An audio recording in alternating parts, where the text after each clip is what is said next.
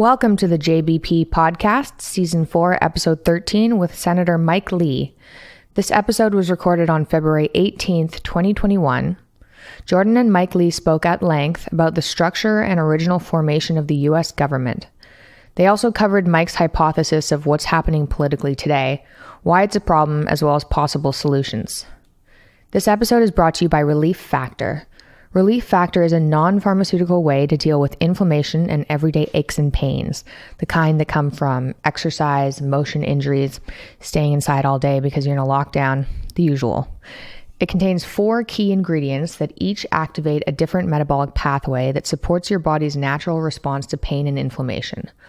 All the key ingredients in Relief Factor, turmeric, resveratrol, icariin, and omega-3. Eric, our podcast engineer, has been dealing with everyday pain in his hands and his neck, probably from being overworked by us. He was skeptical at first, but he followed the directions, take 3 a day until the pain goes away, and almost immediately noticed relief in his hand. It took a few more weeks, and I went on vacation, but now the pain in his neck has lessened. The best way to do that is to order the 3-week Quick Start. It's discounted to just $19.95 plus shipping and handling, so it couldn't be easier to try it yourself. Just go to relieffactor.com/Jordan and order a 3-week Quick Start. You'll be glad you did. Again, to claim your 3-week Quick Start for $19.95, go to relieffactor.com/Jordan. Brief Peterson update. If you haven't heard the latest controversy, Red Skull, the supervillain from Captain America, was espousing 10 rules for life and talking about chaos and order. Dad was written into a Marvel comic book. If you want to know more, I would suggest looking at the reaction video I did rather than going to the mainstream media. Their coverage is iffy at best. We also made merch and are donating profits to charity. Google Red Skull, Jordan Peterson on YouTube. Can you Google on YouTube? You can probably Google on YouTube, considering they own YouTube. Search Red Skull Jordan Peterson on YouTube to check it out. It's definitely a bit of a glitch in the Matrix story. I'm in Dubai at the moment. Don't hate me, I can work remote. My dad is finally healthy again, and Toronto sucks right now. And I was going crazy with the stay-at-home mandate, seriously. And because I can. Anyway, I miss my mattress. I'm not kidding, nothing beats it. I have the Helix Midnight and it's perfect. I hate the mattress I'm using now. Helix has a money-back guarantee and you can sleep on it for 100 nights. And if you don't like it, they'll pick it up. They ship it to your door. They're awesome. Go to helixsleep.com/Jordan. Take their 2-minute sleep quiz, and they'll match you to a customized mattress that will give you the best sleep of your life. Make sure your room is dark and cold, and it'll be even better. Helix is offering up to $200 off all mattress orders and 2 free pillows for our listeners at helixsleep.com/Jordan. That's helixsleep.com/Jordan for up to $200 off and 2 free pillows. I hope you enjoy this episode.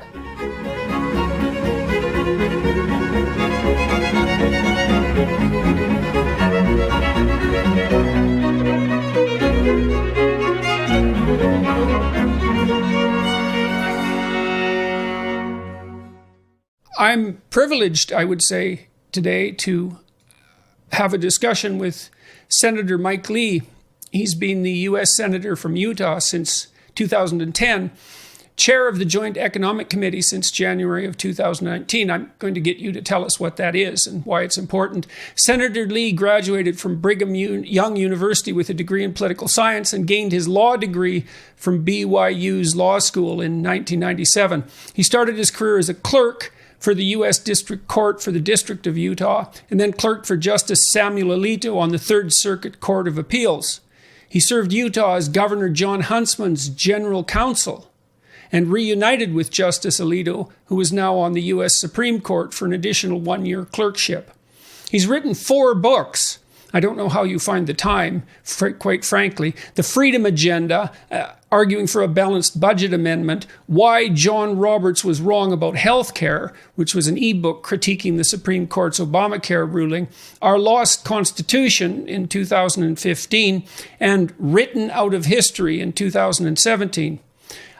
He's been ranked by the New York Times using a nominate system developed by political scientists to assess political position on political spectrum, mostly left to right, as indexed by roll call voting behavior as the most conservative member of the Senate. And I thought we could talk to Senator Lee today about, well, first of all, about civics, what was called civics at one point, I suppose that you might have been taught in high school, if you were fortunate, about the structure and function of the U.S. government and about the day-to-day life of a senator and what that entails, about the American Constitution in general, and then about the issues that he sees as most pressing, currently confronting, well, the U.S. in particular, but also the world. So thank you very much for agreeing to speak with me today. Thank you, Jordan. It's really an honor to be with you. Yeah, well, we met, just so everyone knows, we met in Washington. That must be 3 years ago. I think it was in 2018. I was very fortunate to come down to Washington and meet a number of Republican senators and congressmen, Democrat senators and congressmen as well, trying to get people to talk across the aisle. And we'll talk about that a little bit too, about that possibility. So you're an expert on the U.S. Constitution from the legal perspective, and you have lots of practical political experience. And so maybe you could just start by talking to us about how you see how you understand the structure of the U.S. federal government. Oh, thanks for asking that question, Jordan. This is something I feel strongly about. It's something that I think can help lead us to a place where, as a country, we can heal, where we can avoid some of the pitfalls that have proven problematic for us at times. The U.S. government is based on a document written in 1787 by a group of individuals who I believe were wise men raised up by God to that very purpose. Whether you believe in God or not, and regardless of what form of belief you might have, when you look at the U.S. Constitution, you can't help but see that it has been an essential part of a puzzle. It's sort of fostered the development of the greatest civilization that human history has ever known. It's done this, and not because the document itself has any magical powers or the words themselves do, but because the document itself recognizes that the sovereigns in our system are the people. The people have a right to be free, and that's something that's embodied in our Declaration of Independence, written 11 years before the Constitution, which we acknowledged partly as a product of the Scottish Enlightenment and how that spread on both sides of the Atlantic, that the power of government really derives from the people, and that ultimately our sovereign is God. On earth, sovereigns are citizens. Government is an earthly institution that operates by necessity in order to prevent us from harming each other and being harmed by others, in order to protect life, liberty, and property. But ultimately, we realize that government is something of a necessary evil. Government is best understood, I believe, as the official collective use of force under the authority of a rule of general applicability that we call law. Force, properly understood, is something that, like anything else that we deal with in the world that we find necessary, like oxygen, like water, like fire, for example, absolutely an essential part of life, certainly an essential part of any thriving civilization. But it's dangerous, just like each of those things. And unless kept carefully in check, it will become dangerous because it's run by fallible, mortal human beings. That's essential to our understanding of the Constitution, is the fact that human beings have infinite and eternal value. They are flawed, but they're redeemable. And we've got to make sure that power checks power, because government is force. So within our system of government, it sets up two really important structural protections to guarantee liberty. You see, liberty and government power exist somewhat in opposition to each other, and yet at the same time, they kind of hold each other in check. Government power, authority, force, if you will, cannot expand except at the expense of individual liberty. To a degree, we need this to make sure that we don't kill each other, hurt each other, or take each other's things. But it's also got to be kept in check. At earlier times of human development, and in some parts of the world to this very day, government has best been understood as it being embodied. The government authority is embodied in a single sovereign, a monarch, a Caesar, a king, a queen. In our system of government, we recognize that immense danger exists in the concentration of power in the hands of the few. And so we split up the sovereign authority to make sure that it really belonged ultimately to the people. We split up government authority along two axes. First, on the vertical axis with something we call federalism. It was embodied in the text of the original Constitution and later emphasized in the 10th Amendment, adopted a few years later. But it says basically that most power in the United States of America will be exercised at the state and local level by the people. Now, there's a principle, if I remember correctly, and I really like this principle. I believe it was developed in England, in Great Britain, and maybe it's part of the Scottish Enlightenment, that an issue should be dealt with by the most local authority capable of dealing with it. And so that's one way of deciding, of noting that authority has to be distributed across multiple levels, but also of determining who should be in charge. This episode is brought to you by the Great Courses Plus. When I was in university, I learned more on the internet than I did in class. Hands down, part of the way I learned was from online platforms that host courses like the Great Courses Plus. With the Great Courses Plus, you have unlimited access to thousands of video and audio lectures on hundreds of fascinating topics. Learn a new language, learn about the great philosophers like Nietzsche, or try critical business skills for success. The courses are taught by the best professors and top experts in their fields. The material is all extensively vetted and researched. And with the Great Courses Plus app, you're free to watch, listen, and learn on any device at any time. Get started with a free month of unlimited access. Just visit our special URL, thegreatcoursesplus.com/Peterson. That's a whole month to learn anything you want for free. So sign up now, thegreatcoursesplus.com/Peterson. And so that's one way of deciding, of noting that authority has to be distributed across multiple levels, but also of determining who should be in charge. Yes, that's exactly right, Jordan. And in fact,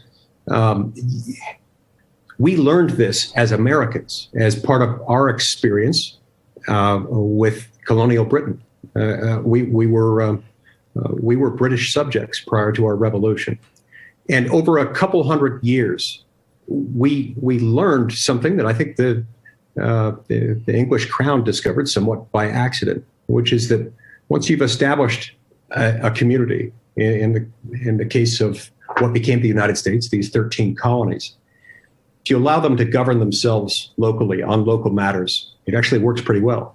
And over the couple hundred years leading up to our revolution, we would go through these cycles where the crown would exercise either more or less influence. It tended to exercise more in the wake of wars that it had to pay for. It sent more tax collectors. Those tax collectors would impose more regulations. And then after a while, they would withdraw. But we prospered as they sort of let go.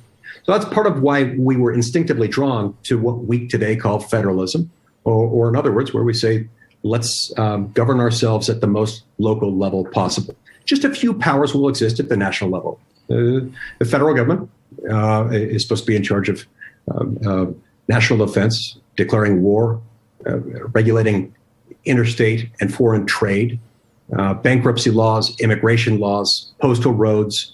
There are a few other powers, but you get the idea. That's the basic gist of it. They're distinctively national in character, unavoidably national in their impact. All other things, aside from that default proposition of where things are made federal, are to be kept local. Local people have the advantage of being on the ground and being able to see exactly what's going on. And higher orders officials, let's say, have the advantage of being able to aggregate large numbers of people to do the same thing at the same time. But there's a tension between those two things. And so you could think that there's a level of responsibility for the individual and for the family, and then for the local community and the state and the federal government, and then hypothetically international organizations as well. But you want the least amount of power possible moving up. Precisely. It's a very good principle, I think. Yeah, no, you made a case for force. Two things that I think will strike some listeners or watchers, make them curious. You made a case for force, and you also made a case for the embeddedness of the constitutional system inside a religious structure, and associated that with sovereignty.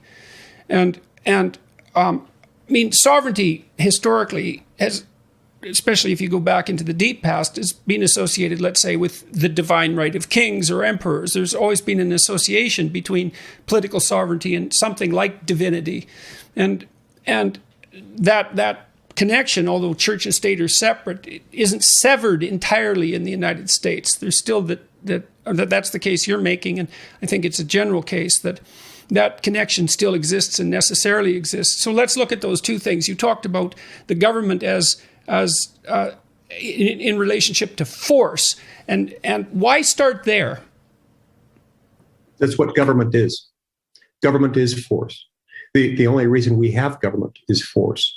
When bad things happen, ironically, violence can ensue when people start to think of it as more than force. If they look at government as the arbiter of all that is right and all that is wrong, of all that is fair or unfair, expectations change, and all of a sudden, force can be brought to bear where it ought not tread under the banner of government. Force is there to make sure that we don't hurt each other or take each other's things, to make sure that we're protected from those on the outside of our country who would seek to harm us, and those who are within it who would destroy us and our rights. So I think these problems become more pronounced when we lose sight of what government is. We develop an almost reverence. It's almost like it's become the new idolatry. We worship government as That's why I wanted to concentrate on your discussion of force. So what I understand from that is that I have a domain of rights, and you have a domain of rights, and we're going to bump into each other. There's going to be conflict at the place we touch where our rights might conflict. And what that'll mean is that there's the possibility of conflict breaking out there, and that might mean that I'm going to use force on you or you use force on me. Now, we could cede the right to that force to a third party, to another authority, and that takes away the necessity for us to use force. So, for example, I remember years ago, I can't remember, he was the governor of Massachusetts. He ran for president. He was asked at one point about an escapee from a prison who Michael Dukakis. That's right. Who was then raped someone, and Dukakis was asked about his personal response to that, how he would have responded if that had been someone he cared for who was attacked, for example, and his response wasn't. He didn't allow himself to what would you say, to have the kind of anger that you would have if that sort of thing happened, and then say, look, of course I would be put in a murderous rage as a consequence of that occurrence, but I've ceded that power to the government because it's too dangerous for individuals to have to seek retribution and retaliation on their own. If that was always the case, we'd have nothing but a constant state of warfare between individuals. And so we cede that power, and that has something to do with the government's monopoly on force, at least under some circumstances. And so yes, it's a much different viewpoint than thinking about the government as something that's the benevolent provider of goods, for example. Right, exactly. And Dr. Peterson, that is not to say the government isn't capable of good things, and that government doesn't do good things that don't directly involve force. It is, however, important to remember that that's ultimately what government is force. The way government does things, the way it does anything everywhere, at least in our country, is that it collects taxes from the people. We have a number of different kinds of taxes in this country, as they do in many countries. But ultimately, that's how government operates. And while we call that a voluntary system, and in many ways it is or is supposed to be, ultimately we pay those, citizens pay those because they know that if they don't pay them, force will be brought to bear. People will come and there will be penalties attached to it if they don't pay them. That's why it's so important to remember that government is force. It uses force to do things that we need it to do. And as you say, it would be chaos. It would also be terribly inefficient, and it would result in all kinds of problems if every one of us had to be our own sheriff, our own Department of Defense, our own Army, and our own Navy.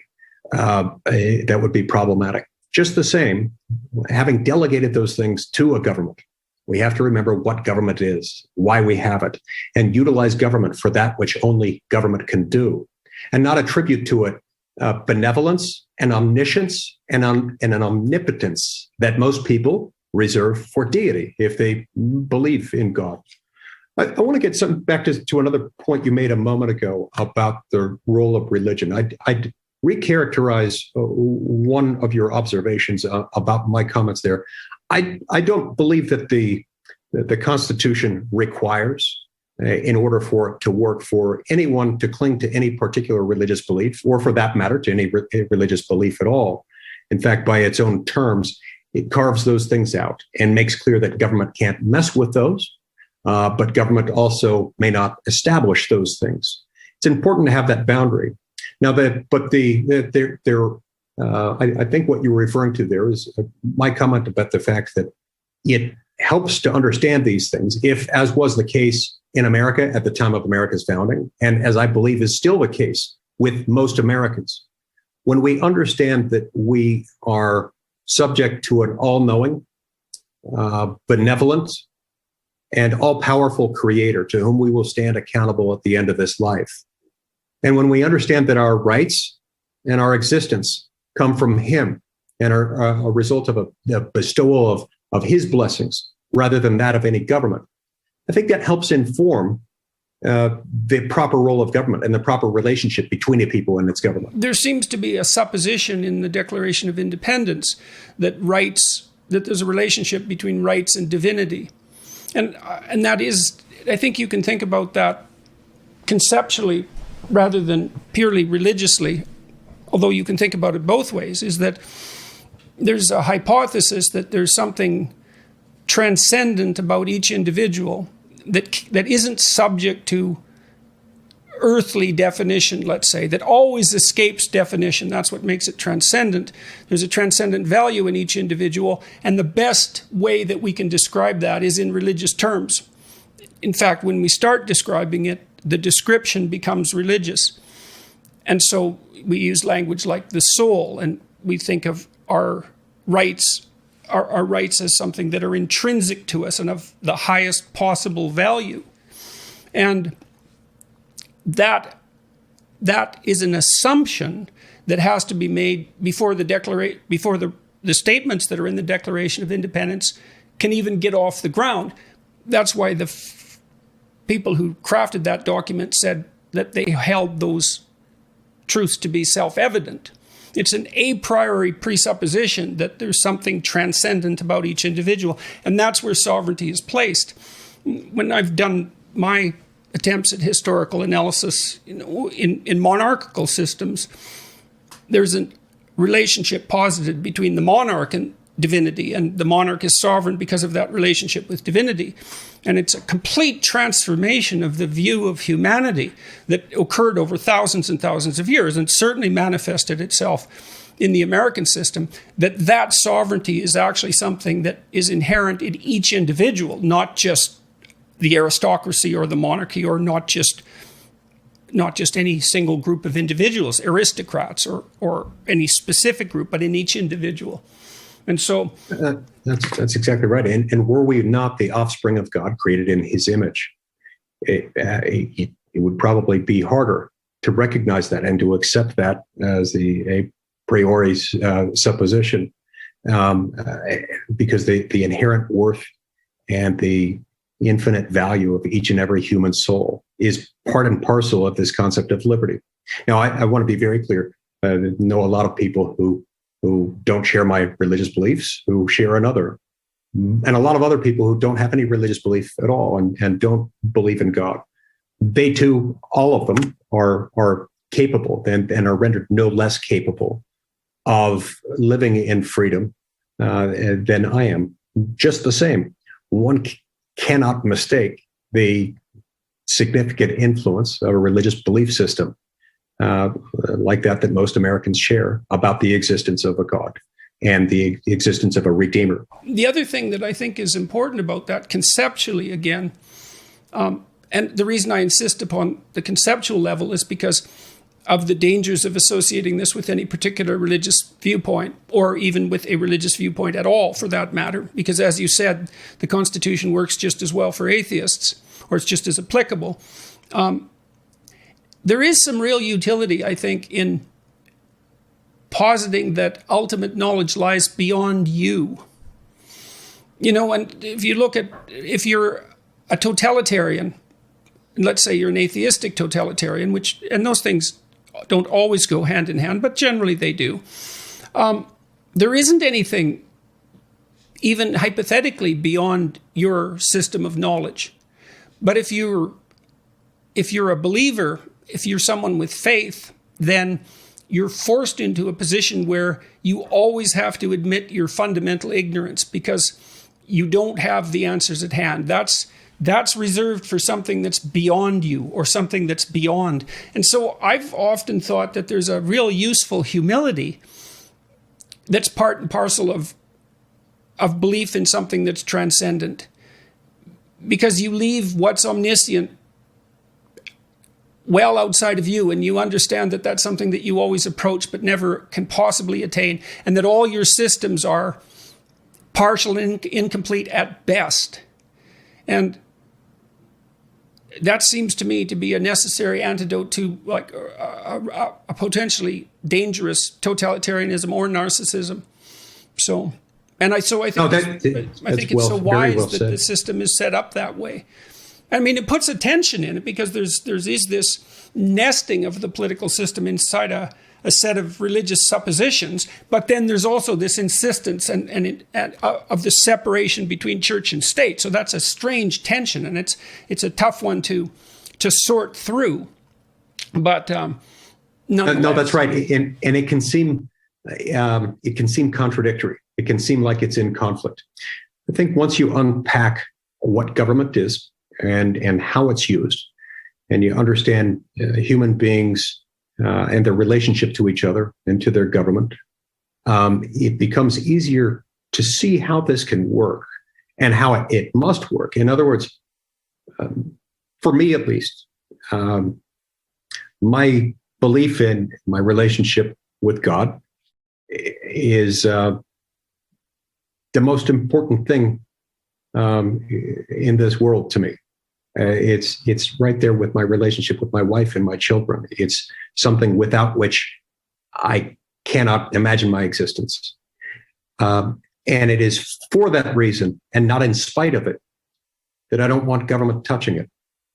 In other words, there is an increasing inclination in society today, including among many Americans, that if something is really important, then it must be something that the government does, promotes, funds, or is otherwise officially involved in. And I think this is a helpful example to all of us of the reasons why it ought to stay out. It is because it's important that it must not touch it. It's not an appropriate place for the use of force. There's a good reason why people have, for many, many centuries, sought sanctuary in places of worship. People instinctively recognize that force, the use of physically coercive force, is not something we want to take place inside of a church or a synagogue or another place of worship. And so too with many aspects of our lives that are important. Because they are important, you don't necessarily want government in charge of it. Mm-hmm. So it brings up a really complicated question, which is, how do you determine? Government can become dangerous because of its monopoly on force and its potentially expansive reach. But there's many complex problems that need to be solved, and hopefully people of goodwill can work together to solve them. You're faced then with the necessity of a constant discussion about what government could and couldn't do. And it seems to me that discussion should be informed by realization that government does some things that are necessary, but that, like any other powerful entity, it needs to face constraints. Part of the political debate is constantly about what that domain of action should be and what those constraints should be. And I suppose the Conservatives are constantly on the side of pushing for constraint, at least in some domains, on government expansion. There's exceptions to that, and whereas the people on the left end of the spectrum are more convinced that, you know, the power for government to do good is so great that its power should be expanded outward. That's right, and it's an important discussion to have. And you've got conservatives, and you've got liberals, you've got libertarians who, I'd consider myself a conservative with libertarian leanings. In any event, regardless of where you categorize yourself, it's important to recognize what government is, what it's not, and what its power is, and which level of government ought to be operating for a particular issue, and which person or office within which level of government is appropriate. So a minute ago, we talked about the federalism, the vertical separation of powers, leaving a fairly stable pyramid-like structure. A few powers at the top, most powers at the base, close to the people. Most people know their state legislator, their city council members. They interact with them at the grocery store. They might recognize them at their child's baseball game. Fewer people know their federal legislators. It's part of the reason why we have fewer powers entrusted at the top. There's also a horizontal protection in the Constitution, one that says once you're inside the federal government, dealing with something that's a federal issue, war powers, regulating trade or international trade or commerce, and so forth. We're going to have three distinct branches. We've further subdivided the king or the Caesar, the king or the queen, the monarch there, into three distinct parts. We've got one branch of government, the legislative branch, Congress, where I work, that makes the laws. This was designed as the most dangerous branch. That's why it's made the most accountable to the people at the most regular intervals, because we have the power to prescribe the rules by which the rest of government operates. That's the legislative branch. The executive branch, headed by the president in our system, has the power to execute, implement, and enforce the laws passed by Congress. Then you've got the judicial branch, headed by the Supreme Court, that has the power to interpret the laws and disputes about the laws where they come into conflict between two or more parties properly before the jurisdiction of the courts. When each of those branches stays in its lane, the legislative power remains the most dangerous branch, but it is made less dangerous by the fact that it's the most accountable to the people at the most regular intervals. So insofar as we follow those guidelines, the vertical protection of federalism, the horizontal protection of separation of powers, this document really has helped us, and it's helped us prosper. It's led more people out of poverty than any government program ever could or ever will, because it unlocks unlimited human potential by restraining government. Over the last 80 years or so, we've seen a system by which, unfortunately, under the leadership of White Houses, Senates, and Houses of Representatives of every conceivable partisan combination, we've seen a shift in power. We've distorted the vertical protection of federalism by pushing power that belongs to the states up to the federal government. Then once it's inside the federal government, you've seen Congress responding to that in a panic, trying to shield individual members from political accountability that comes from all this power. They shifted out to the other branches, primarily the executive branch, by delegating out power. Okay, so that's a really interesting argument. So I haven't heard that before. So my understanding of what you're stating is, so as increasing power has been, abdicated, let's say, to the federal level, or taken by the federal level ill-advisedly, the weight on the individual legislators, the moral weight has become too intense, and they're abdicating their legislative responsibility. And that means that it's handed over to the executive. It's confusing for a Canadian. Well, our system is confusing for a Canadian, but your system is even more confusing for a Canadian. The legislative branch in the U.S. drafts the laws, but the president appears, and this is over many administrations, to be using more executive orders. And so this is a reflection of what you just described. Is that the case, as far as you're concerned? Yes, that is exactly what I'm saying. That is the culmination of what we do when we ignore federalism by pushing too much power to the federal government. Okay, so let me ask you how you came to this conclusion, because it's a subtle argument. So I want to walk through it again. you're basically hypothesizing that at some point, the weight of responsibility becomes too much for any single individual in a position of power to bear. And so they'll look for avenues of escape. And they can't bear it maybe because it's too complex. They can't keep up. They can't bear it because people are after them for making decisions. There's all sorts of reasons. They might be intimidated by the magnitude of their decisions, all of that. So if you dump too much on them, then they shy away from it. And then it defaults over to the executive. So do you have like examples at hand of that happening? What sort of powers have been taken away at the state level or abdicated, where the states have abdicated their responsibility and moved towards the federal? And any idea why that's happening? Yeah, great question.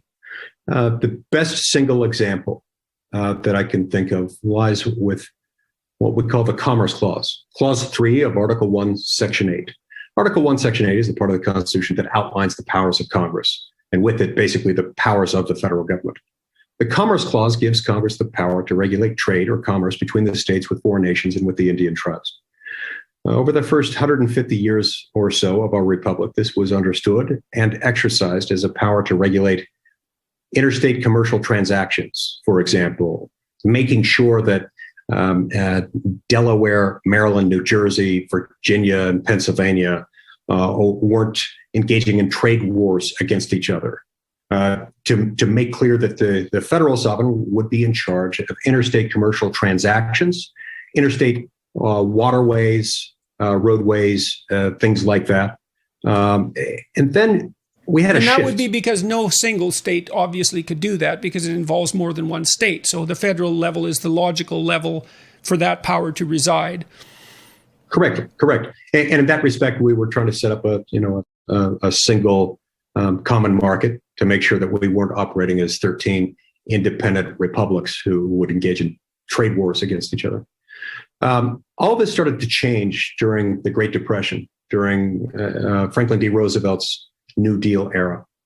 Initially, there was some resistance by the Supreme Court, but all of this changed. Our reading, our official interpretation of the Commerce Clause, Article 1, Section 8, Clause 3, changed on one day in America that's very seldom recognized in a Supreme Court decision that very few Americans even know anything about. It's called NLRB versus Jones and Laughlin Steel Company. It was decided on April 12th, 1937. In that case, the Supreme Court concluded that Congress's power to regulate trade or commerce between the states with foreign nations and with Indian tribes not only meant interstate commercial transactions and the regulation of interstate corridors of trade and things like that, but it also extended to the power to regulate any activity that is commercial in nature and that when replicated across every state, while local and intrastate by nature, has in the aggregate, a substantial economic impact.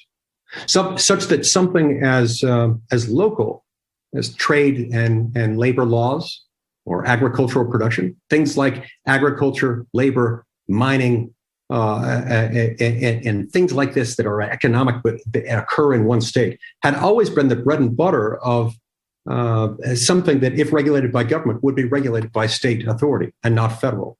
In that case, on that one day, April 12, 1937, the Supreme Court said, no, it's anything that's economic and has a substantial effect. Ever since then, Congress has enacted law after law, federalizing all these issues, labor, manufacturing, agriculture, mining, and so forth. The Supreme Court has left basically a perpetually green light since that date. Since April 12, 1937, we've really had only 3 instances in which the Supreme Court has identified any act of Congress as outside Congress's legislative authority to regulate interstate and foreign trade. And basically all 3 of them, 2 of those 3 were sort of drafting errors. The Supreme Court explained to Congress how it could remedy. And on the third one, Congress went out ahead and papered over the problem by validating the act of Congress in question as legitimate under a separate provision of the Constitution. So as a result of this, Congress has now got all this power. Congress then delegates that to the executive branch, passing laws that sound less and less like laws over time and more like platitudes. Can you give us any concrete examples of that? Yeah. So, okay, let's take a good example. Let's say trade laws pass something regulating minimum wage, prescribing a nationwide minimum wage. Okay, that seems like a germane issue at the moment. That is economic in nature. It has a substantial effect on interstate commerce when aggregated across every state. Insofar as we just set the minimum wage, that is not violating the horizontal protection of separation of powers if we set it. If, however, we were to delegate to the Secretary of Labor or the President of the United States or somewhat other executive branch official the power to prescribe rules, making sure that the minimum wage was set fairly, that would be an unacceptable delegation of that legislative power over to the executive branch. Now, we haven't done that with the minimum wage. It's still an improper exercise of federal power, in my view. But at least we haven't exercised that there. In other areas, let's take, for example, clean air. Clean air is something over which we have a basis for authority, because if you've got a factory or a mobile source of pollution in one state, it can emit things that can move into another state and cause problems downwind. But we've delegated a lot of what power we do have in the federal government to executive branch agencies. We've got something, for example, called the Clean Air Act. Now, a lot of good has been done through the Clean Air Act. We've significantly abated things like acid rain problems, other air pollutants that have caused a lot of problems for people.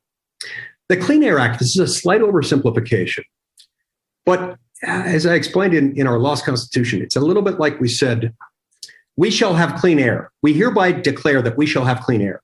And we hereby delegate to the EPA, the executive branch agency in charge of administering that law, the power to define what air pollution means, what are acceptable limits on particular air pollutants, then to prescribe penalties for those who exceed those limits, and the power to enforce those same penalties, all vested in one executive branch agency. That might be good for politicians because it allows them to say, I like clean air. But if the EPA then charged with that does things that in some circumstances make no sense, like, for example, when they set the minimum ozone levels at a level below where Mother Nature herself has set them, as has happened in some parts of the country, people become outraged. They complain to Congress. Members of Congress beat their chests and say, those barbarians at EPA, I'm going to write them a strongly worded letter, as if that were our job as lawmakers to write a strongly worded letter. When in reality, all we've done is pass the buck to the EPA. We've done the same thing with EPA, as we have with occupational safety and health requirements, with OSHA, MSHA, the Mine Safety and Health Administration, alphabet soup agency after alphabet soup agency throughout the federal government has lawmaking power. That's inappropriate. Sorry. I should remind everybody that there's a bit of a lag in this conversation because of the technology, so we might interrupt each other and appear rude, but the lag has something to do with that. And maybe me being rude also has something to do with it. But there's all this talk about the deep state. And I'm just thinking that some of that could well be generated as a consequence of what you're describing.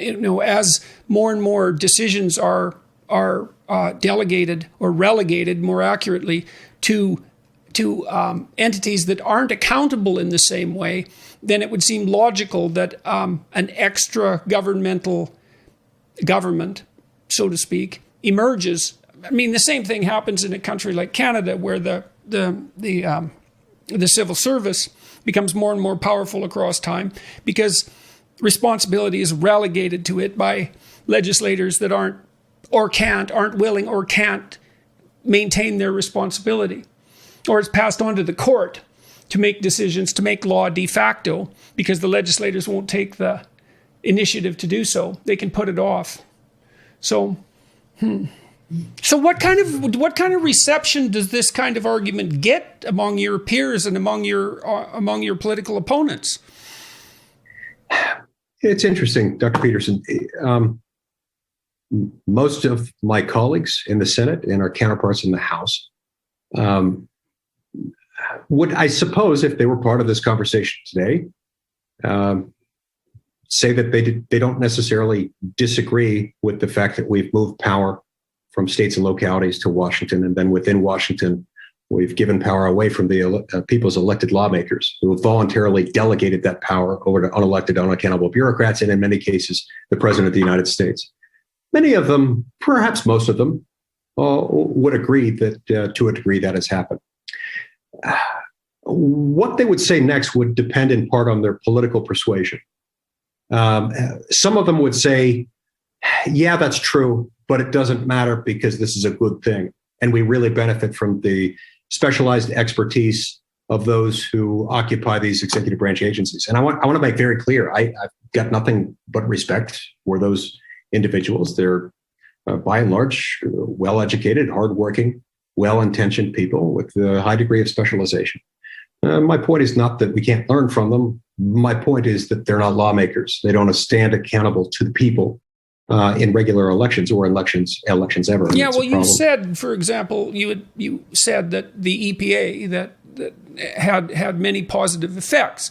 You seem also still worried about it, and so I might object. Well, if it's had those positive effects, then what's the problem? Why worry about it? And so I would like to know that. Why is that a problem? Because our government needs to be ours.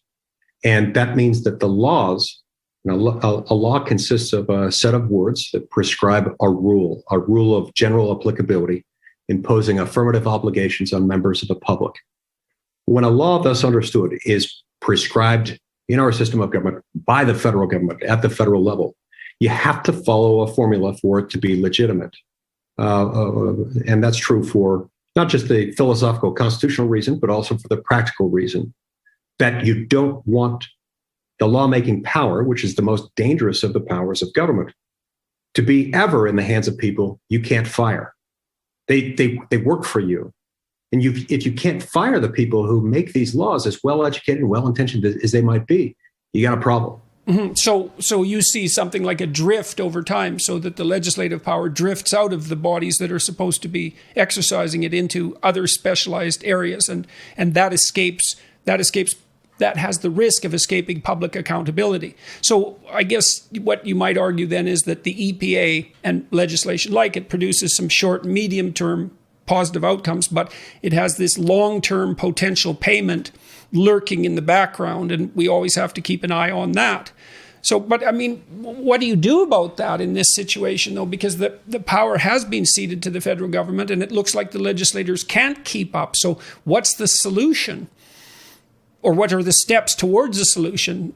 The easiest way that I can answer that question, because it took us 80 plus years to get here, 82, 83 years from the date I identified to get here.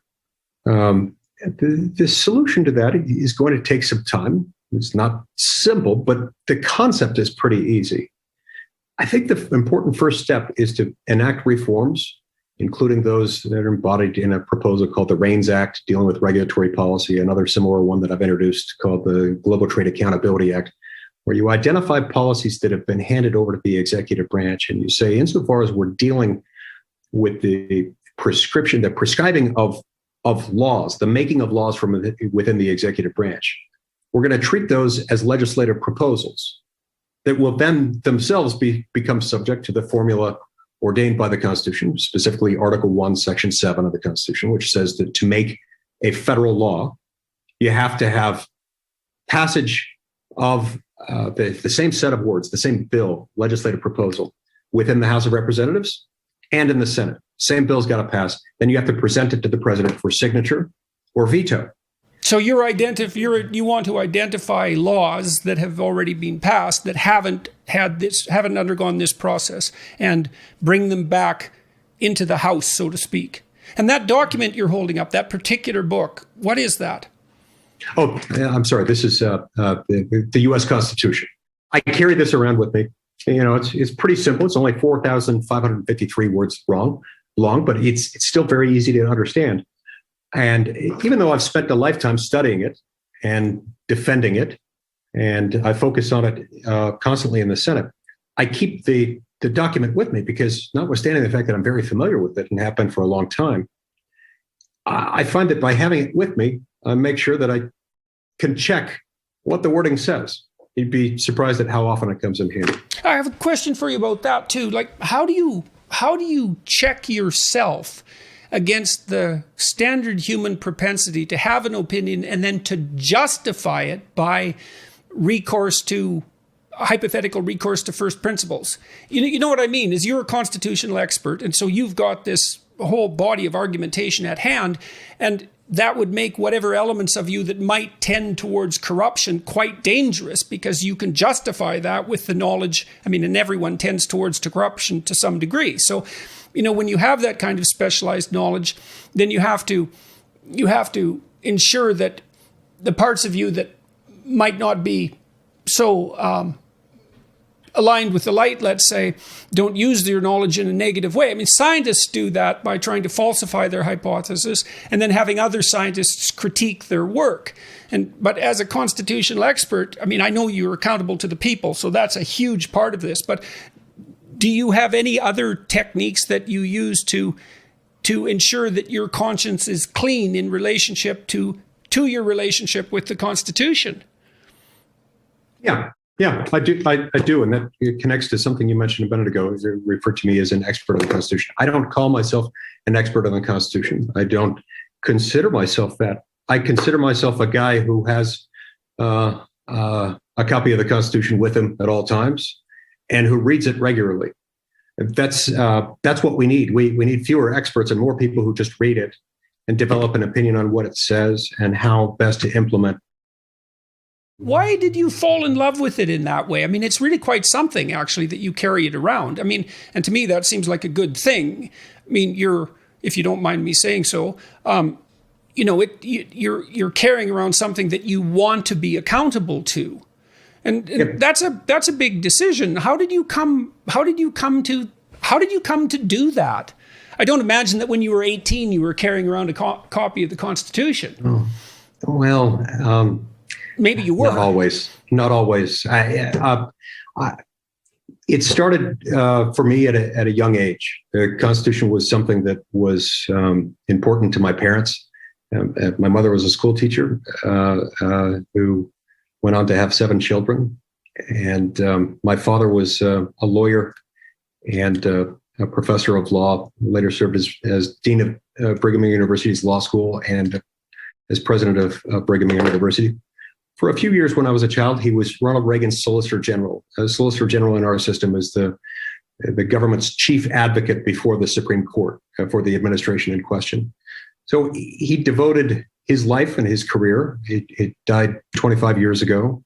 But during his 61 years on this planet, he devoted much of his career to the Constitution. It's something that we talked about around the dinner table and something that he always taught me was my responsibility to defend. I have also come to believe since his passing, he died while I was in law school, that the Constitution has never been more important than it is right now, because it's the one thing that I think can lower the emotional temperature in this country. It's risen to an almost fever-pitched level, in part because we've misused government. We've mischaracterized what government's even capable of, and we've created unreasonable expectations. The Constitution's whole point is to limit and restrain government power because we understand that it's dangerous. And one of the things that's great about this is that it's politically agnostic. It's politically neutral. It doesn't require everyone to be a liberal or a conservative. It simply says, look, here's how we're going to make decisions. Here's where decisions are going to be made. For example, I sometimes cite the example that people in Vermont, a majority of the people in Vermont, I'm told, would much prefer to have a single-payer, government-run, government-funded healthcare system, perhaps sort of like what you've got in Canada. People in Utah would not want that. One of many reasons why I'm not likely ever to live in Vermont. But let's let Vermont be Vermont. Let's let Utah be Utah. Vermont could actually go in that direction much more easily, more quickly, more cost-efficiently, more completely, if we allowed them to do it on their own than if we were trying to federalize everything, which we have. Well, you'd also get the advantage of running the experiment. I mean, that's certainly one advantage of a multi-state system with some autonomy at the state level, is you can run multiple experiments and see which one works. That's much better than legislation by fiat from the top, because you're likely to be wrong no matter what your political persuasion when you're trying to solve a complex problem. No, that's exactly right. And in fact, our founding fathers thought of the states as laboratories of Republican democracy, places where people could experiment with what worked and what didn't work. States could learn from one another, follow each other, not by coercion, not by coercive force, but by choice. Mm-hmm. As people voted with their feet or with their ballot, they could see what was appealing to people and what wasn't. So that's a really good argument support the document. Decentralization, even from a leftist perspective, because you could say, well, look, if you want government to do good, then you want to put as much power as possible, as low as possible, so that you can run as many experiments as possible, so that government could, in fact, do the best possible job. Whereas if you aggregate power at the top, you can make sweeping declarations, but the magnitude of your error is going to increase as a consequence. And that's a terrible thing, because you can be really wrong. Yes, you could be really wrong. But if you split out the authority becomes less concentrated and less lethal. Speaking of lethality, this can manifest itself even within the areas. The problems I've identified manifest themselves sometimes even within those areas where the federal government is clearly in charge. And the problem that we've had is once we've seen this seepage that happens with the legislative branch delegating out its power in other areas where it's exercising power that probably should be federal in the first place. By habit, like a dog to its vomit, it continues the ritual. And it does so even in areas like the war power. Federalist number 69, Alexander Hamilton explains that one of the key features of our system that differentiated it from the British system that we had left was the power to declare war. You see that the English monarch had the power to take the country to war. It was Parliament's job to then figure out how to pay for it and support it. Hamilton explained we deliberately didn't do that here. We wanted the power to declare war only in Congress. Over time, we've gradually ceded even that power to the executive. Speaking of Vermont, that's where my friend Bernie Sanders and I, probably absolute opposite ends of the political spectrum within the Senate. There are a number of areas where we agree. This is one of them. We are really upset about the fact that the war power has been bastardized. It's been commandeered by the executive branch with the acquiescence and in many cases the blessing of the legislative branch. And he and I have been fighting for years to get us out of an undeclared, unconstitutional, ridiculous civil war in Yemen, in which the American people have no business. Fortunately, President Biden's going to get us out of it. It's become slippery to define war. Yes.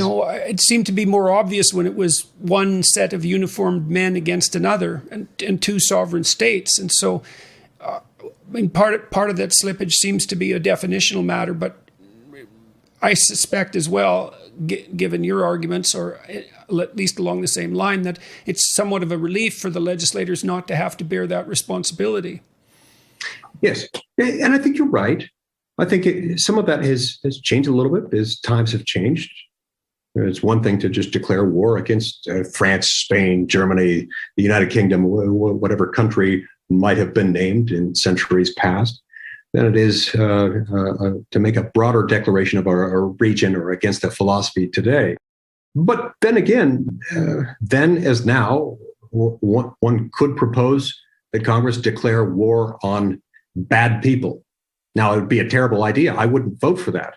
But at least you'd be subjecting it to the political process. There would be some political penalty for anyone crazy enough to vote for a war against all bad people. Why? Well, because that concentrates discretionary power, immense discretionary power, ultimately in one person, the President of the United States. That's a bad thing. And we ought to get away from that. But all these features, Jordan, have crept up to the point that we have glamorized and we have imperialized the American presidency. Oh, it's one of the reasons why you saw this chaos. Too. I have a question about that. This is particularly something interesting from a Canadian perspective, because I've often thought that there are properly four branches of government: legislative, judicial, executive, and symbolic. And the advantage to the British monarchy is that they extracted out the symbolic and they placed it on a monarch. And so, there's a pronounced tendency in people to admire leaders and to project something like divinity onto them. And from the outside in the U.S., I see the constant transformation of the American president and the American, quote, first family into a monarchy. Like, it was quite stunning to me, for example, when I moved to the United States in 1993, to see the sort of power that Hillary Clinton wielded as the wife of the president. That would never occur in Canada under our system. That would be essentially impossible. But I thought that was part of the consequence of the executive having to bear the burden of this symbolic that should properly be parsed out into the symbolic, because then the Queen and the King can be the object of admiration, and the royal family can play that role for people who want that. But then the executive is free from that, at least to some degree. So, I'm not proposing that you establish a monarchy, but it does seem to be something that's like twist. And you see that also in the establishment of these familial political dynasties. That's that tilt back towards a monarchical form of government that seems quite unfortunate, I would say. Dangerous. That is an interesting observation. I'd never thought of it quite like that. It is true that under our system of government, the president is the head of state, in addition to being the commander-in-chief of the armed forces and the chief executive officer of the executive branch. He's also the head of state. It's a gamble that a risk or a decision that we made consciously as Americans, and I think it's a very manageable risk, especially if you follow the rest of the rule book. Mm-hmm. Keeping in mind that no president may serve more than 8 years as president. So that's the maximum time they're going to have. In some cases, it's only going to be 4. And if we properly managed our government, meaning if we kept the proper decisions at the proper level and in the proper branch, the president of the United States would still be significant. But the presidency would be far less emotionally charged than it has become. It's become bubbling over. It's become the seething hotbed of incipient tribalism. It's really a scary thing. So you see that as we've seen this in both parties. So you see that as a symptom of the movement towards excessive executive power. And so you could think about that as a principle, is that if the office of the presidency, as it becomes increasingly too hot to handle, that's an indication that too much power has been placed at the president's feet. Well, that's an interesting hypothesis, I think. It's both an indication of that, and it's also in my view, the foreseeable and absolutely inevitable result of doing that. This is just what happens when you do that. We have created this by allowing for the secretion of power. Remember, earlier in the conversation, we talked about the unique relationship between force, the use of government for force, and liberty. You can't really expand or contract either one without affecting the other one. But as we push this power upward within the federal system to the federal government, and then over to the chief executive, to the president, that power comes from somewhere. It goes somewhere. Ultimately, that power comes from the people and accrues within the executive branch of the federal government. That's what makes it so darn contentious, because he's not only the head of state and the commander-in-chief, he's now in many ways not just the law enforcer, but also the lawgiver, the lawmaker, and that's dangerous. Okay, that's okay. So let me pull two things together here. So you've alluded during this conversation, and I have too, to the increasing political tension in the United States. And so how would you characterize that tension? Like, what do you think is happening? What evidence do you have for that? And that would be a good start. I mean, because I can't get I know it seems like things are hot. I don't know if they're hotter than they were under Nixon. I don't know if they're hotter than they were during the Vietnam War. I can't tell, but they're hot enough. But what's going on in your view? Yeah. It's hard for me to compare apples to apples then versus now. I was a young child when President Nixon left office, And when he was working to get us out of Vietnam, I wasn't serving in the Senate, or as a 4-year-old, I wasn't terribly aware of all public affairs by then. But I have sensed, just from my reading of the history and from my own anecdotal accounts of what I've experienced in the last 10 years in the United States Senate, I've sensed the emotional tension continuing to go up. There are some objective measures that I think could help quantify this. I'm not an expert in those, but if you look, for example, over this 85-year period that I've been referencing since the New Deal era, prior to the New Deal era, in peacetime, the combined expenditures of all of the states in America were always greater during peacetime than the expenditures of the federal government. Since the New Deal era, the opposite has always been true. It's always been the federal government spending more than all 50 states combined. It was never intended to be that way. Is that gap growing? Has it grown across that period? I haven't checked it in the last few years, but generally, yes. And in particular, Dr. Peterson, the share of our economy that consists of government spending has itself expanded rather dramatically. Most of the increase has been federal, but state expenditures and federal expenditures combined have, as a share of GDP in America, grown significantly since then. And with it, the emotional temperature has gone up. With it also, you've seen the federal government and the federal bureaucracy in particular playing a more heavy-handed and more ominous looming role. So, for example, 25 years ago, when I was in law school, the first time I ever sort of started thinking about this executive branch agency lawmaking problem,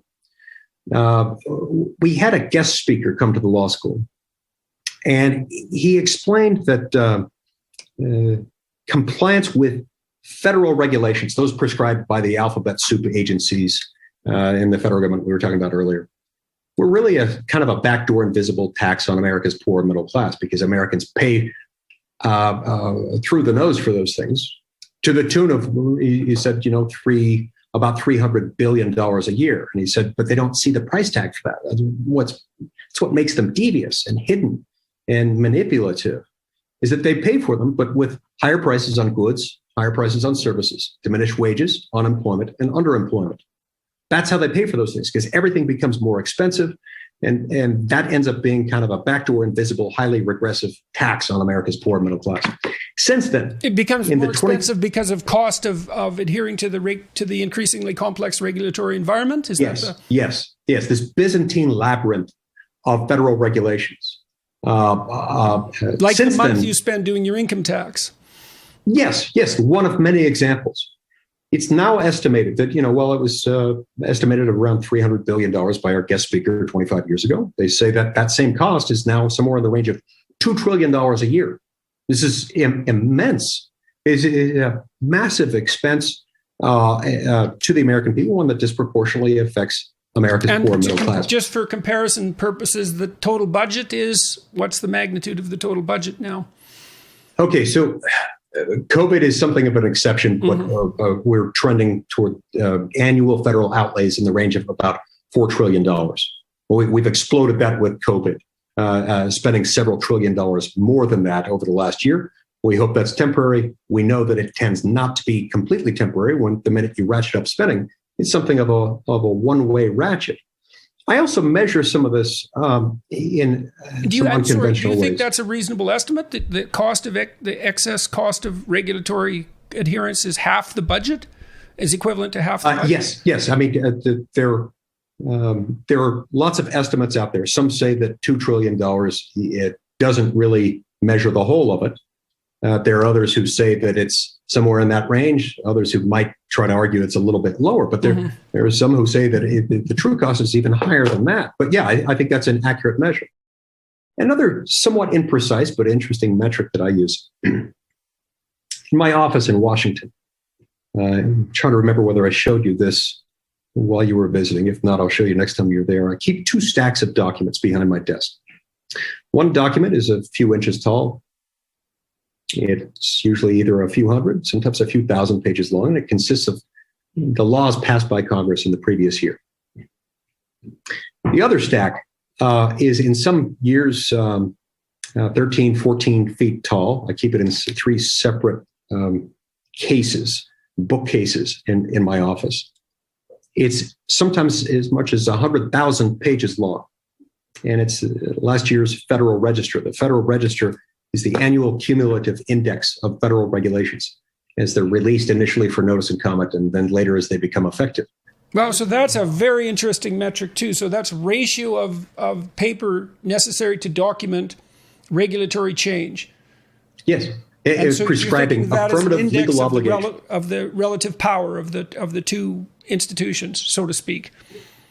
Yes, in a sense. Now, it's not a precise measure because some of that is not an apples to apples comparison, but a lot of it really consists of lawmaking. These are new affirmative legal obligations imposed as a generally applicable rule on the American people, enforceable by the overpowering force that is the federal government. The difference between those two stacks is that the small stack, the one that's only a few hundred to a few thousand pages long, made by elected lawmakers. The one that's 13, 14 feet tall, 100,000 pages long in some years, made entirely by unelected, unaccountable bureaucrats. That's scary. Yeah, well, it should be something that sets, again, people across the political spectrum back on their heels, because if government wastes its time doing things that aren't necessary, it's not going to be able to spend its time doing things that are necessary. And prioritization is a massive problem, right? There's only so many things you can attend to at the same time. So, in any country where there is a societal tendency to trust the people and be skeptical of government, we call that liberty.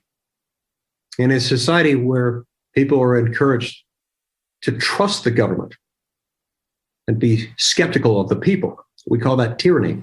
But it's interesting. It's interesting, though, because you do trust the government in a really deep sense. You carry the Constitution around. And so the reason I'm pointing this out is because I just read something a while back about the degree to which young people distrust institutions. And I've found my trust in institutions decreasing as well over the last years, especially media institutions, and I'm not pleased by that in the least. But you do definitely have faith in the Constitution. And so when you say to be skeptical of government, you mean specifically something like the tendency of government to expand and overreach its proper domain.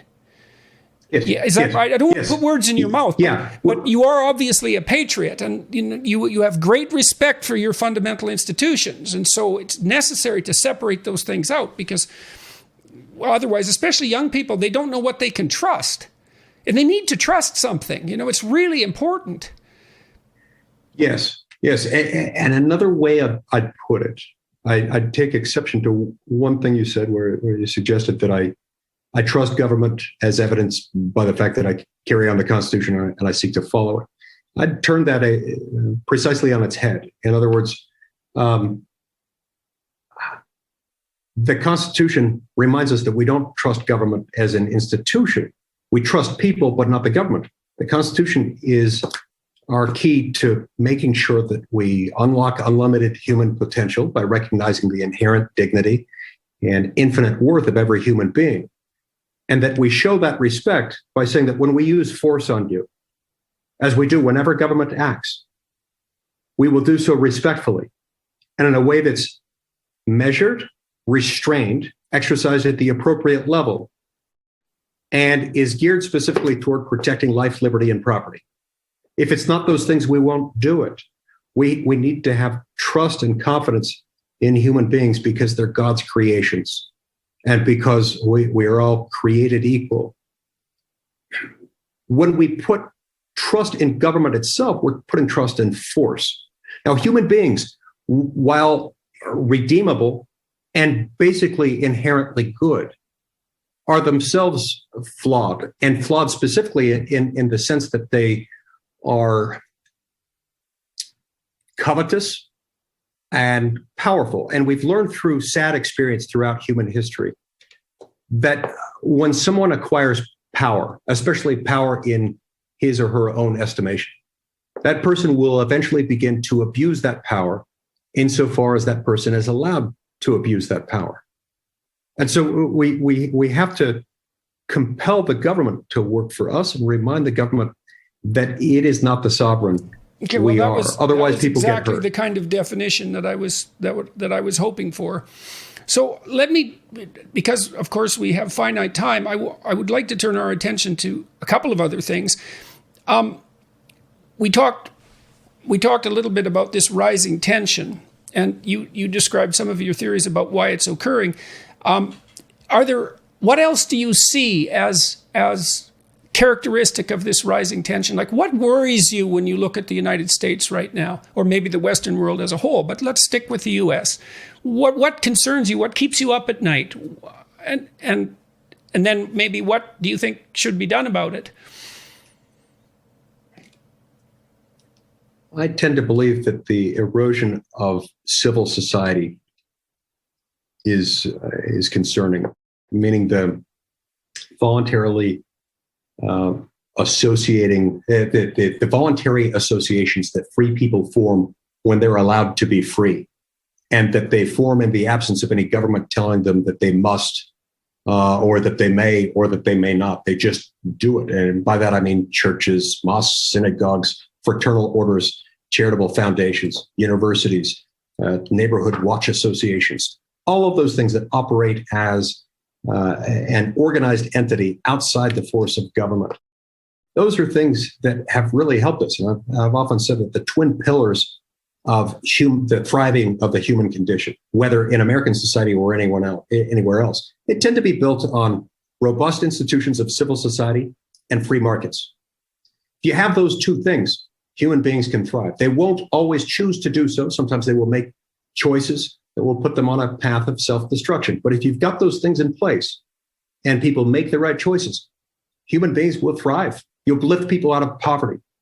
I worry that as we've put more trust in government, we've done so, we've allowed the muscle of civil society and the muscle memory of free markets to atrophy. And so it's not just what we've created through a bloated government that is the problem. It's also what we lose, what we give up in the process. People become less connected. The more brooding the government's presence is in their lives, and that worries me. As does, some of the things that go along with that include, religious associations and religious beliefs. And I worry that in many cases we have traded faith either in an all-knowing, loving, all-powerful God who will judge us at the end of this life, or even if not that, faith in a set of principles by which we guide our lives has in many places been replaced and supplanted by an almost religious faith geared toward government. This is, in a sense, the new idolatry, the idolatry of our time. Whenever I study the Old Testament, I'm struck by how much they focus almost obsessively on idolatry. And I thought, well, that's weird. We don't really see a whole lot of that here. In a sense, we do. When we worship mortal institutions with immense military power, aircraft carriers, government offices, $4 trillion in annual outlays. That's an almost religious amount of faith toward something that is not God and that doesn't bring us closer together. That you've also said in your own personal experience that you can feel the temperatures rising in the Senate, say. And yes. One of the things I was struck by a number of things when I went to Washington on the several occasions that I did. I was struck by how absurdly busy senators and congressmen were with their multitude of duties.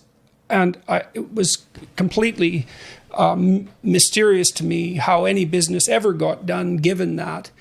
I was also struck by the lack of personal communication between people within political parties in the Senate and in Congress, but more particularly across. And so Well, you said that you've felt this rising tension. And so how have you experienced that, and what's the consequence of that as far as you can tell? Well, it's not good, across the board. The more issues there are where the parties are inextricably, are unavoidably at odds with each other, it gets more difficult. And I'm not one who believes that we have to manufacture or contrive unity where it doesn't exist. There are some issues on which the parties really are in genuine disagreement. This doesn't reflect mere petulance on the part of politicians. Sometimes it can do that, but more than anything else, it reflects a genuine disagreement among those we represent, who feel passionately one way or the other. So, but sadly, as we push more power up to the federal government, it seems like the more areas there are for these potential conflicts that are almost irreconcilable between two competing political worldviews. Well, if that makes perfect sense if what you're saying is correct, because those conflicts should be resolved at a local level and maybe in a multitude of ways. If they're not resolved and popped up, they're going to affect more people, and the conflicts themselves are going to aggregate. Right, You're right, exactly. And just as the saying goes, if everyone's family, then no one is. If everything is an emergency, then nothing is an emergency. And so too here. If everything is federal, then the federal government's not even going to be able to do the few things that only it can do. Things like immigration laws, trade policy, and war powers, and so forth. And so, the way I've tried to deal with this in my own life and my own service in the Senate is to scan the horizon continuously to look for areas where the parties are not unavoidably at odds with each other, and to identify allies. And done this in a whole host of areas, from war powers to criminal justice reform, Fourth Amendment, government surveillance, due process protections, and things like that. Some of my very favorite people in the Senate, many of them, happen to be people who are at the opposite end of the political continuum from me. I've found, I don't know whether everyone's experience is similar to mine, but in the Senate, at least, we have more of an ability to get to know each other than members of the House of Representatives. There are 435 of them. There are only 100 of us.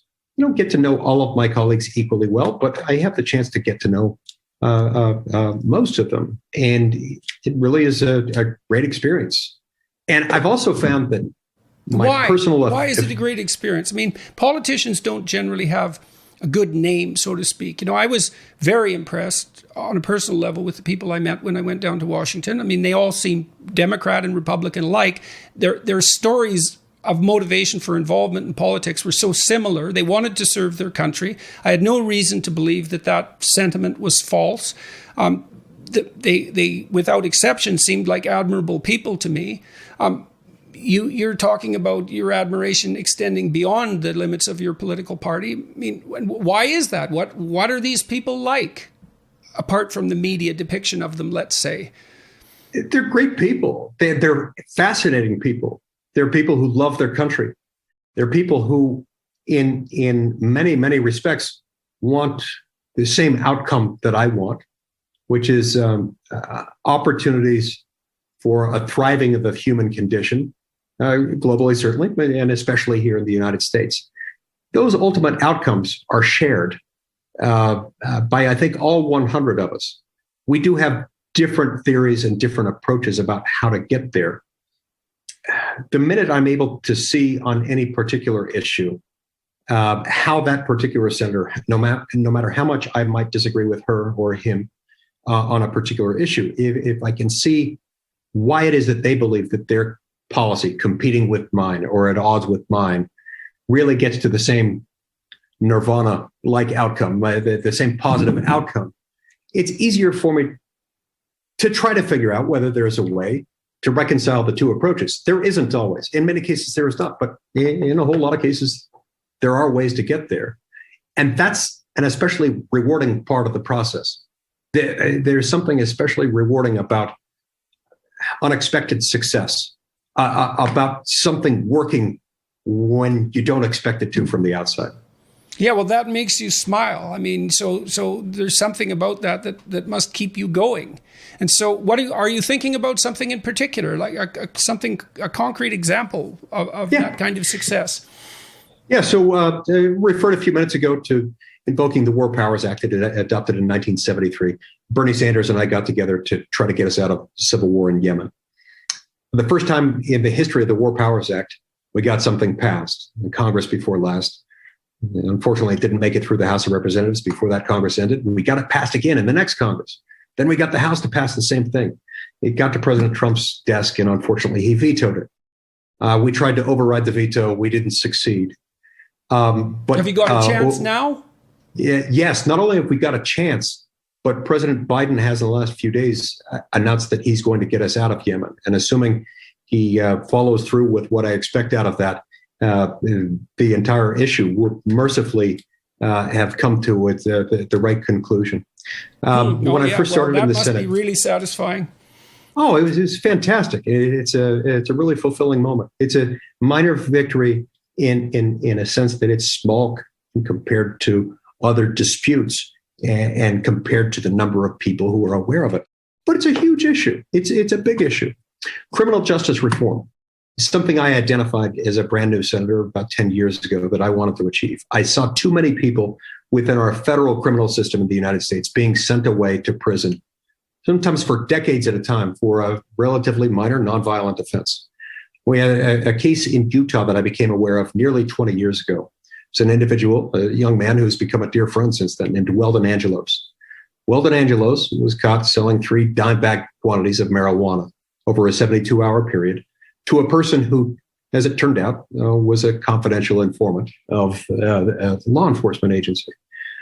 Because of the fact that he was carrying a gun at the time, a gun that was neither brandished nor discharged in connection with the offense, Mr. Angelos was sentenced to 55 years in prison for selling 3 small sandwich bag quantities of pot. It's ridiculous.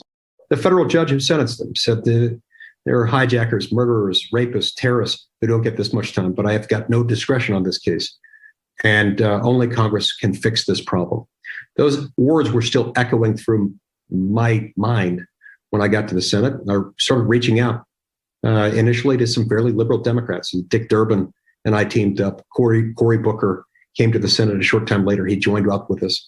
We ended up passing the most sweeping criminal justice reform law in an entire generation in December of 2018 with the First Step Act.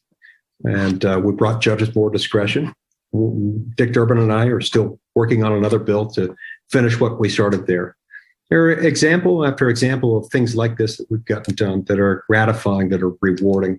It makes it all worthwhile. It makes it so much more fun. Yeah, I can tell. I mean, you light right up when you talk about those things, and it looks like 10 years falls away from you instantly. It's really something to see. So I can see that enthusiasm, untrammeled enthusiasm, and still belief that the system works, which is so lovely to see in an age of cynicism. What's your day like? Walk us through what a day in the life of a senator. The day of life of a senator. I'd like to know.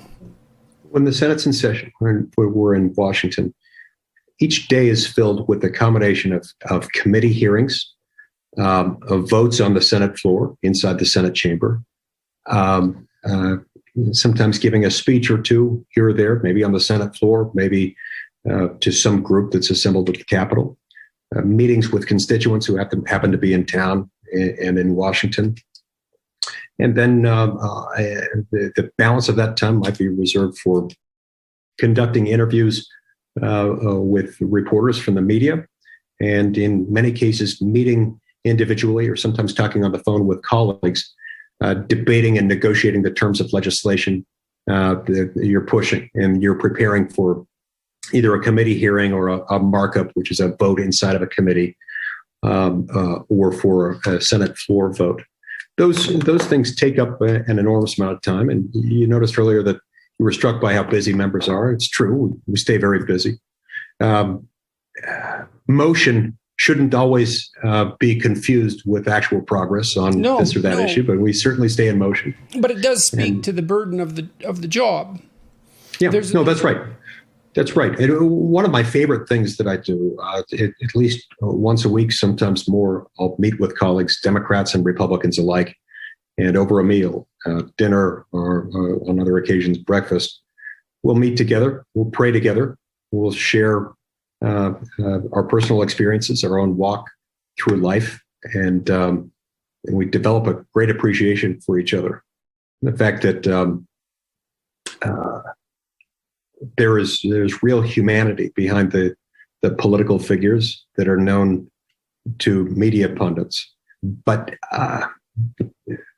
the person needs to be understood in order for the legislative body to function properly. Well, that is a nice ending. I was going to ask you what you might say to viewers and listeners who find themselves becoming cynical about the political process, but I think that the last 10 minutes of this discussion actually answered that question. And so I think I'll leave it at that and not ask for an explicit answer, because the implicit answer is much better. Now, I was overwhelmed with admiration, I would say, of the institutions that I had the privilege of visiting when I was in Washington. I think it's the current level of political tension disturbs me, because so much of what's established already is so great and it works. And it would be lovely if that was more widely known and the cheap cynicism that passes for wisdom these days was discarded. So thank you very much for talking with me today. Thank you so much. If you can convince a Democrat to sit down with me, I would like that. I'll get right on it. I'm sure there will be many who would love that maybe. opportunity. I don't know. They might think being seen with me in public is anathema. It might not be, because I can listen. So, and I think the net is an absolutely underutilized resource for political figures who actually want to communicate with the public, because it's long form. There's no sound bites. You can say what you want to say. You can bring your thoughts directly to the people that you serve with no intermediation. And I know it's not a trusted venue yet for people in the political arena, but I think it's an opportunity that's waiting to be exploited, waiting to be used, not exploited. You can't really exploit long-form media. It's not susceptible to manipulation in the same way that the old media forms were. So people who are interested in straightforward communication can really benefit from the advantages of these podcasts and YouTube videos. And I'll tell you, I've learned the general public is a hell of a lot smarter than people think, and hungry for information in a way that no one would have ever expected. I think we were blinded to that by the constraints of broadcast TV, which had to assume that no one knew anything and that everything had to be compressed into something approximating, 30 seconds to half an hour. People don't need to be spoon-fed that way. So, no, that's brilliantly put, Jordan. And I want to thank you for seeing that in this particular medium. You've harnessed this in a way that's inspired an entire generation of Americans to utilize this resource as a tool for healing and reconciliation and understanding. So thank you for doing that. Nice. Mm-hmm. Well, I hope that I can see you again in Washington at some point. That would be wonderful. And again, thanks again. Maybe, in a couple of months, if you're interested, we could talk again, and we'll find some other topics to go at.